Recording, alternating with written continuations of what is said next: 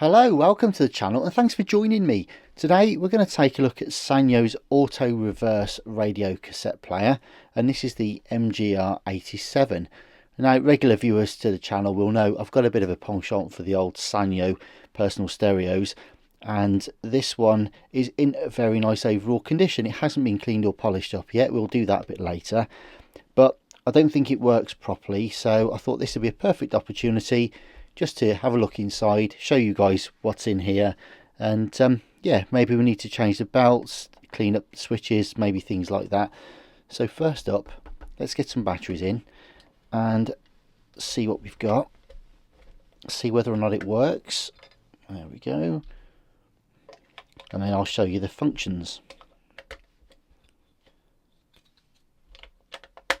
Okie dokie. So as I say, it's a radio cassette player, so we've got on here FM with FM stereo, and we've also got AM as well, and that's selectable via the top, so you've got your three switches for that. You also got your master function switch for radio and tape. Obviously tape puts it into kind of like a standby mode, effectively being off, and when it is on or when the battery is being used, you've got an operation LED just there. You've got a single volume potentiometer, which I've got to say feels really nice. Hasn't got any slack in there or anything like that, which is great. Single headphone socket out, and then there's your tuning knob just there, which will move your indicator like so. In terms of the transport controls, you've got your play, which has again been auto reverse, has got the double arrow on there, direction of which can be selected like so. You can fast forward, rewind, fast wind there. Stop is placed in the middle. In terms of your mode, you've got of course one side A to side B, then stop, or you've got continuous loop, obviously subject to your battery power lasting the distance. You've got a 3-band EQ.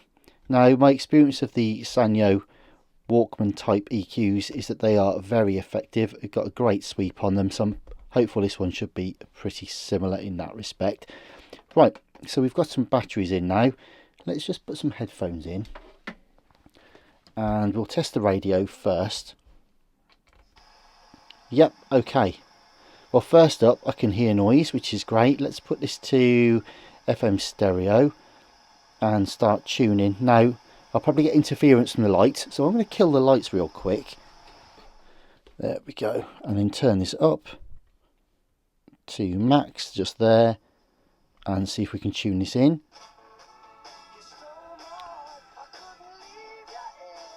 There we go, bit of Rod Stewart. So that'll do for the radio check. And so just by doing that, we could see that the potentiometer was clean, there was no crackle on the volume, the tuning works properly, the FM stereo light came on, and I gave the headphones a little wiggle there, and it wasn't dropping out between channels, so we know that that's all good. So we don't need to address the headphone socket on the board when we open it. Nice one. Right, next stage then is to try the tape. So we'll just see if these spindles are going to turn. So let's listen out for the motor. No, we won't. We'll select tape and then try again. Okay, listen to that. I can feel the vibration there and I can hear it turning, but there's no movement at all. So try fast forward, rewind. Nothing at all. Alright, so good news is we've got power coming through. The radio side all works. The leaf switches are working because the motor's being activated when we press the switches. Motor's okay, that seems to be spinning alright. Sounds like it is literally just the belt that's the problem. So let's get this open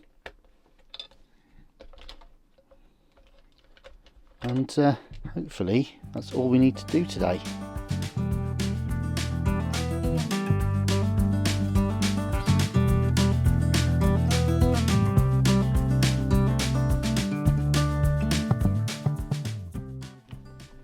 Four screws in total, the two longer ones there and the two short ones on that side. Right, so this should just hinge out like so.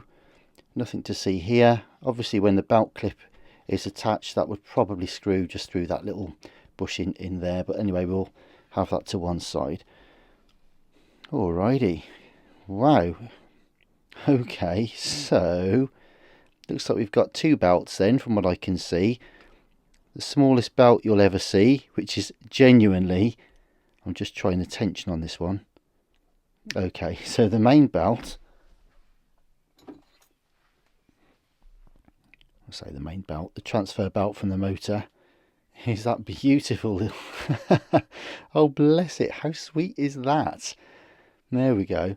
So there's one just there, and as you can see, that's going to be terribly tricky to replace. So there we go. So there's that one, which may or may not be the issue. It is slipping a bit, to be honest. And then we've got another belt which you may or may not see. If I just show you the flywheel just there, there's a belt that runs through, and that'll be kind of like a serpentine belt. We'll have a dual flywheel, dual capstan system, because it is auto reverse. So you may see there's two capstans in here, dual flywheel. And okay, so do we need to replace all of them? First thing I'm going to do, I think, is see if I can replace this tiny little belt, because that's the one that's giving us drive to everything else. That may fix the issue. It may get it running, and then we might find some wow and flutter issues, which means that we're going to have to go in and replace that other belt anyways. But first up, let's go and see if I can find a transfer belt to replace this little baby one here. Okay, I've been fishing around for some belts. Got some that are, I think, close enough for rock and roll, so they say. So I'm going to let's try this one a minute.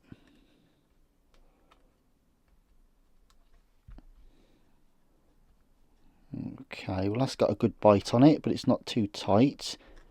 In any event, there's a tiny little screw just there, so we'd be able to pick the motor speed up a bit if the belt's a little bit tighter or a bit thicker. But actually that's all right. So I'm just going to plug some power in a second. It's 3 volts DC. There we go. Right, the motor's turning. So what happens on the inside? Yeah, still nothing. I can see, in fact, that the actual flywheels aren't turning either, even though that belt is. So that's a shame. Alright, so that belt needed replacing. But, yeah, unfortunately, so does the one inside. So we're going to have to carry on and dig deeper into this. Well, the first thing I notice is there's a shield here, which is soldered on, which we may need to remove. There's also a tiny little screw just there on the board as well.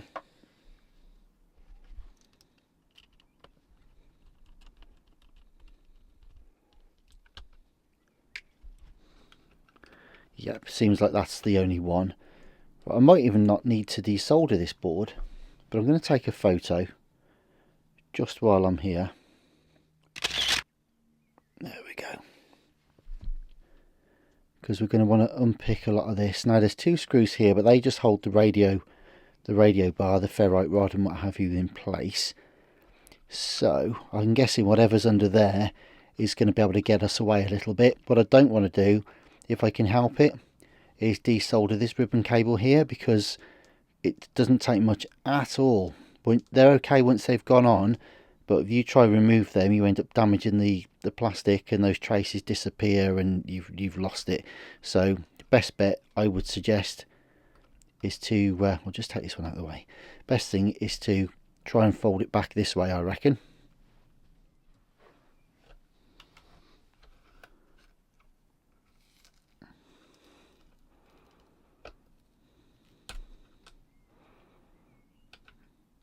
In fact, I'm going to take this off entirely, just out of the way for a minute. Right.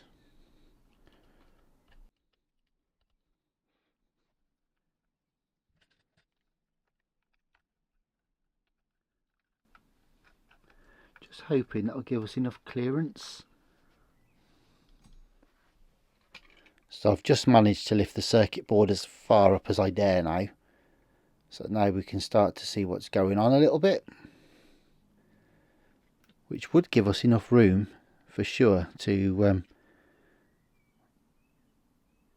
okay, so I'm guessing it kind of goes, let's have a look, it must have come through, ugh, oh, through there, maybe around the bottom of that one.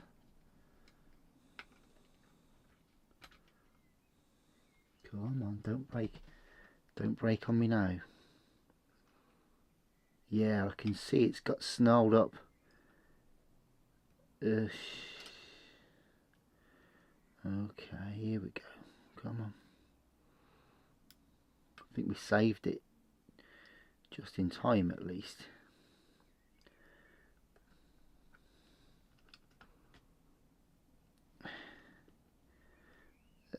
Okay, good. Well, great news. Great news is there's the belt. Bad news is there's the belt. Oh my days. Well, we're clearly not going to be able to use that for any sort of dimension. It's all over the place. It will have been stretched, it's been pulled, it's come off the pulley, it's been twisted. Yeah. But anyway, great news. At least it didn't leave that all over the insides. So we can at least put a new belt in without having to totally strip it out. I've got no idea at all what size it is, so I'm just going to have a bit of fun and games, trying a few different ones, suck it and see, and then once we find the right one, I'll go ahead and order a decent pair of belts for this as a little kit, I think. Right, onwards, let's go and find one. Okay, this is going to be the first try of many. Basically, I looked at the original belt, which was here, which is pretty grisly to say the least. Found one that was sort of it, but a lot, you know, before all this happened. Turns out that one was quite a bit too big, so I opted for one that was a bit small. I just eyeballed it really, and I've managed to feed it through using tweezers. I've put the other belt back on and screwed the board down just so that all the switches are in the right place and it's earthed properly and all the rest of it.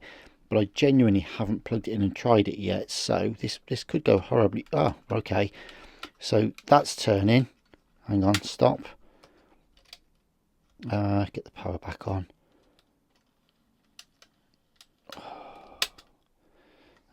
Direction. What's it doing? Okay, it keeps getting stuck in direction change mode. Is that because there isn't a tape in there? Let's have a look. Oh, no, it just keeps changing direction. Okay, I'm sure that's the way that belt was actually. I'm sure that's the way that belt was running when I took it off. It's getting transfer from there.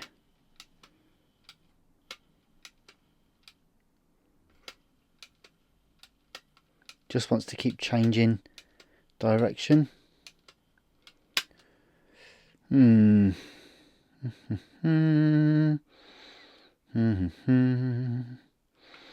Okay, right, what else?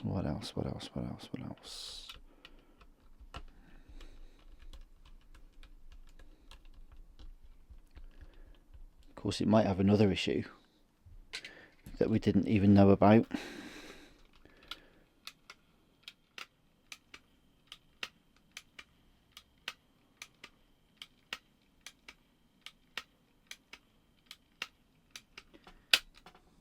I wonder if it's a bit greased up inside. Maybe the auto stop is a bit, or the change is a bit greased up or something. Just having a look in there, trying to figure it out as I'm doing this. I might just get a bit of alcohol in there. It looks like that's the right path though.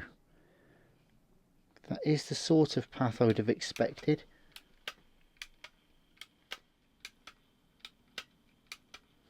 Let's just drop a bit of alcohol in there while it's running.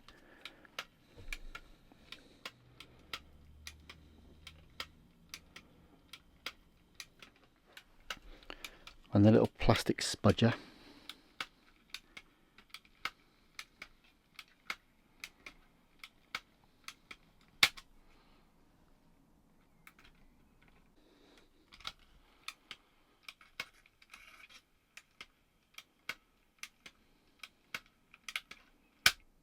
Okay, well the auto stop's working now.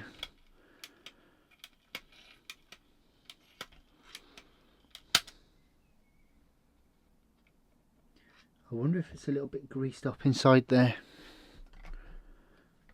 It might well be.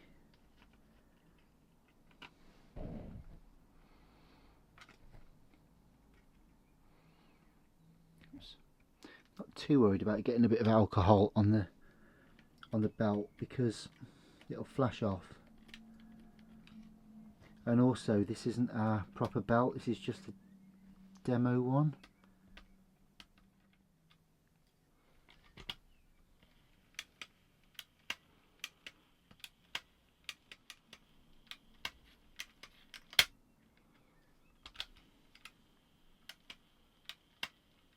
Ah, there we go, it's starting to loosen up a bit.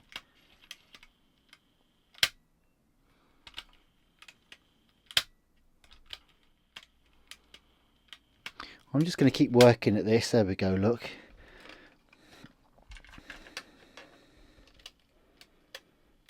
Yeah, but it's still not turning the spindles though.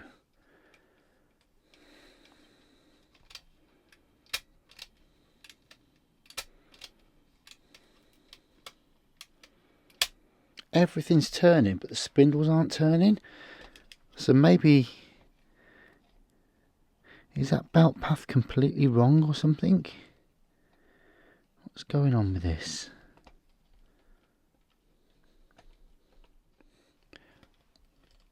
Okay, well, it was going so well, then that belt just popped off. Might be because of the alcohol on there. But maybe it was too, don't know, too loose. I'll try and find a slightly smaller one. Try again. Okay, I've put a tighter belt on now. See what happens next. Oh, hang on. No. Smaller belts come off now. Come on.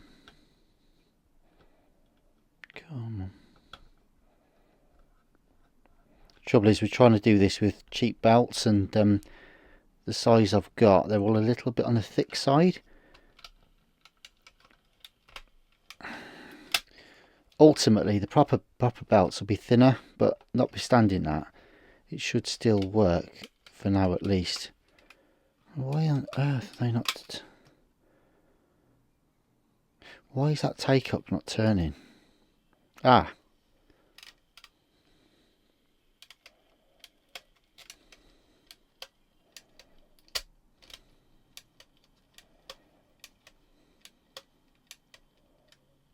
It's trying now.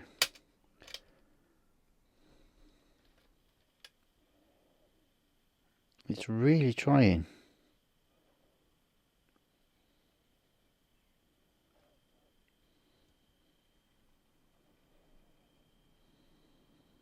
Come on.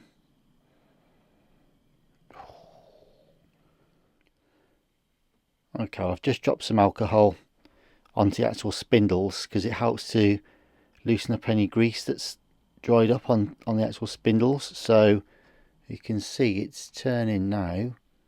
And if I flip direction, that's turning as well. But I just don't think very strong. But it's settled down and it's stopped doing its auto reverse thing now. So it may be getting there. It may just need another slightly tighter belt. It's just not quite... I don't know actually. It's getting there. Let's put a tape in. Let's put a tape in.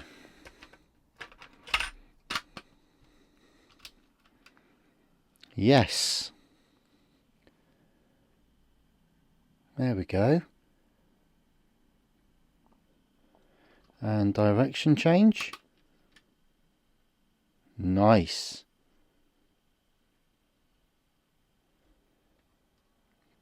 Good.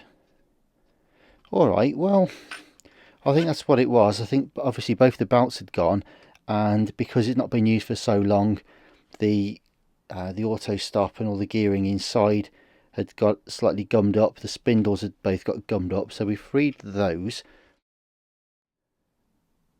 Right, it's all kind of screwed back down a little bit. Let's give it a go. So, play. And direction change. And again. Nice. Fast forward. Yeah, rewind. And play. Direction change. Yeah, I'm happy with that.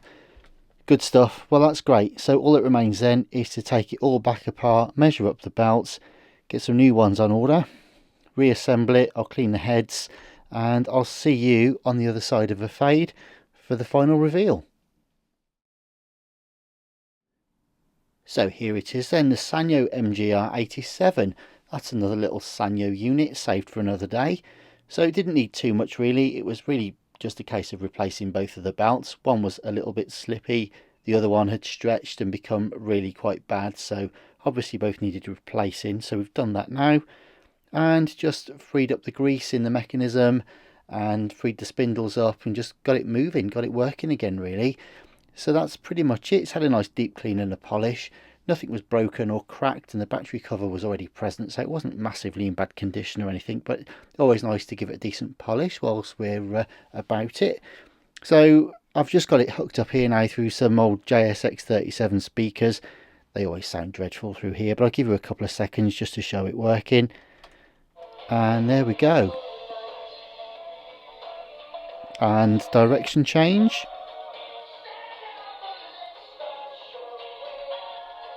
And fast forward and rewind, and there we go.